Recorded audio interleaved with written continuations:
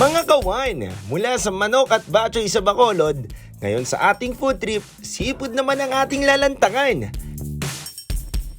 Siyempre, kung seafood lover ka, pwede ka rito pumunta sa Gina's Seafood Restaurant at matatagpuan ito sa San Juan Street, Bacolod City. Alam mo ba kawan, ang matitikman mo dito, fresh na fresh dahil ikaw mismo ang pipili ng iyong paluluto. Meron ditong alimasag, sugpo, lobster, blue marlin, pusit, at marami pang ibang isda. Sabi nga nila, name it, they have it.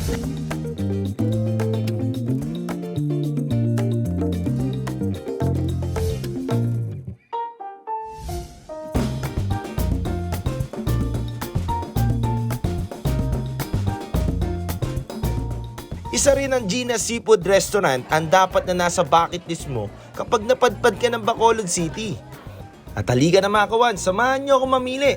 At ang mga napili nating pagkain, magta-transform into something delicious. Ang puset, magiging calamares. O di kaya'y adobong puset. Ang sugpo, magiging garlic buttered shrimp. Talagang nakakagutom. The best din ang sizzling o sinigang na blue marlin nila.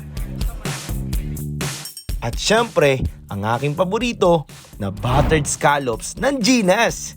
Kaya mga kawan, talagang one of the best itong Gina's Seafood Restaurant. Usapang seafood lang naman ang pagtatalunan. Kaya kapag napadpad ka ng Bacolod, Gina's Seafood Restaurant lang ang dayuhin mo kung mahilig ka sa mga seafoods.